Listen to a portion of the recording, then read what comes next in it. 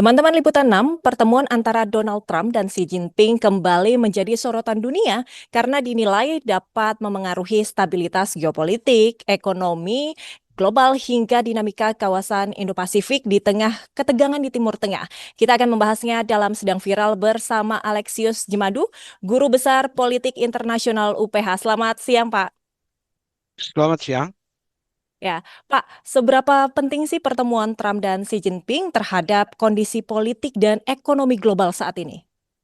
Ini pertemuan yang sangat penting, tidak hanya bagi Amerika Serikat dan Tiongkok ya, tapi juga bagi perekonomian global, mengingat kondisi geopolitik baik di Timur Tengah dengan Iran saat ini, maupun juga geopolitik terkait dengan Taiwan, itu memberikan dampak yang sangat luas bagi perekonomian global, seperti yang kita ketahui dari harga minyak yang saat ini melambung tinggi, menyebabkan global supply chain juga terganggu, perekonomian nasional Indonesia juga terganggu, di seluruh dunia terganggu, terdampak oleh konflik yang ada di Timur Tengah, di mana Amerika Serikat dan China itu memainkan peran penting untuk baik eskalasinya maupun juga untuk peredaan, de-escalation. Jadi pertemuan KTT antara kedua pemimpin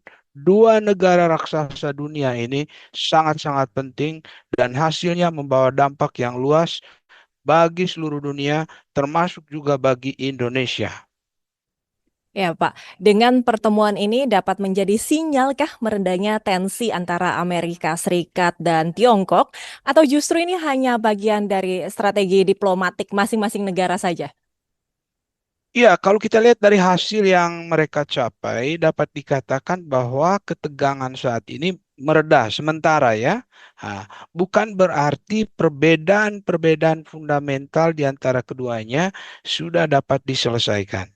Jadi masih ada kemungkinan ke depan ya terjadi konflik, perbedaan pendapat, perbedaan kepentingan antara kedua negara karena ya rivalry antara Amerika Serikat, pertarungan ya antara dua raksasa ini masih akan terus berjalan mengingat Tiongkok saat ini sedang naik ya secara ekonomi, secara militer, punya pengaruh di seluruh dunia sehingga tidak terhindarkan ada semacam ya perbedaan kepentingan bahkan konfrontasi ya secara diam-diam antara keduanya ada persaingan dan KTT ini tidak dengan sendirinya menyelesaikan semua perbedaan yang ada antara keduanya. Untuk sementara mungkin ada keredaan ketegangan ya. Nah, tetapi kita jangan terlalu optimis terlalu pagi karena masih dilanda oleh banyak ketidakpastian ke depannya ya, terutama dengan apa yang sedang terjadi di Timur Tengah dengan Iran gitu ya. Ya, lalu isu apa yang kemungkinan paling dominan dibahas dalam pertemuan kedua pemimpin negara tersebut, Pak? Ya, ini kita melihat ada berbagai isu, seperti yang Anda bisa lihat dari rombongan atau delegasi yang dibawa oleh Presiden Trump ke Beijing ya. Nah, ada begitu banyak CEO perusahaan-perusahaan besar Amerika Serikat ya, ada Elon Musk ya, ada Jensen Huang dari Nvidia, juga ada Tim Cook ya, yang juga dari Apple. Jadi ini menunjukkan bahwa misi bisnis juga itu sangat kental di dalam delegasinya Trump ini. Nah, tetapi juga ada kaitan dengan geopolitik di Timur Tengah, ya, di mana Iran saat ini dengan Amerika Serikat sedang terjadi suatu pertarungan ya, meskipun mereka sedang ada di dalam satu gencatan senjata, ceasefire. Ya, tetapi kita belum tahu ke depannya apakah akan ada eskalasi karena ada beberapa hal yang belum terselesaikan. Misalnya, masih ditutupnya Selat Hormuz, ya, baik oleh Iran maupun juga oleh blokade Amerika Serikat. Juga belum ada kejelasan tentang nuklir Iran, ya, karena Amerika Serikat menuntut supaya nuklir Iran ini harus dihentikan, bahkan diserahkan kepada Amerika Serikat, ya. Nah, apa yang terjadi di Beijing? dalam KTT antara kedua pemimpin ini, Amerika Serikat dan China sudah sepakat bahwa Iran tidak boleh memiliki senjata nuklir. Nah, mungkin ini yang sedikit membuat Iran terpojok ini ya, karena kedua negara besar ini sudah sepakat bahwa Iran tidak boleh mengembangkan pengayaan uranium untuk senjata nuklir. Jadi ini yang ingin dicapai oleh Trump di Beijing, selain juga beberapa hal-hal yang berkaitan dengan kepentingan dagang dan kepentingan investasi Amerika Serikat. Begitu. Baik, posisi Tiongkok dan Amerika Serikat terhadap Iran melihatnya sekarang seperti apa sih Pak? Karena salah satu wawancara Trump Ya. mengatakan bahwa Xi Jinping ini ingin Selat Hormuz segera dibuka. Ya, itu betul. Jadi kita bicara dulu dari posisi Trump ya. Nah, Trump datang ke Beijing itu dengan satu prioritas utama, meyakinkan Tiongkok ya Xi Jinping bahwa Iran harus menghentikan proyek nuklirnya untuk senjata nuklir. Nah, itu dia telah dapatkan jaminan dari Tiongkok bahwa ternyata Beijing juga tidak menghendaki Iran mempunyai senjata nuklir. Oke. Nah, yang kedua juga disepakati oleh keduanya di dalam KTT ini dari hasil yang kita peroleh dari berbagai media ya, karena sudah selesai KTT-nya kan. Nah, yaitu keduanya sepakat agar Selat Hormuz dibuka. Nah, kita pahami itu dari kepentingan Iran sangat penting karena dia bergantung kepada minyak dari Selat Hormuz itu. Selain itu juga Selat Hormuz kalau ditutup mempengaruhi perekonomian global.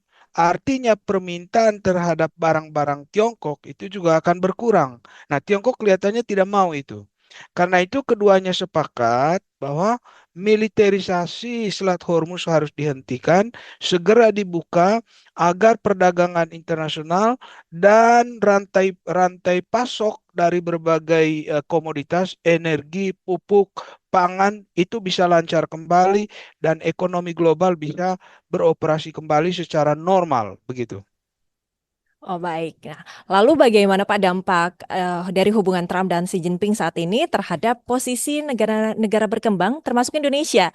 Apakah nantinya dampak ke Ya. Indonesia dan karena saat ini Indonesia kalau dilihat juga dekat dengan kedua negara. Ya, Indonesia dekat dengan Amerika maupun dekat dengan Tiongkok ya. Nah, keduanya itu adalah mitra strategis Indonesia.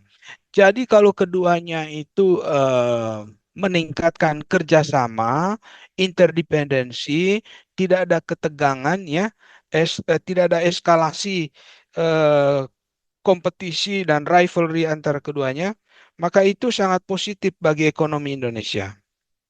Ya, karena kita sangat ingin Indo-Pasifik ini eh, aman, stabil, ya.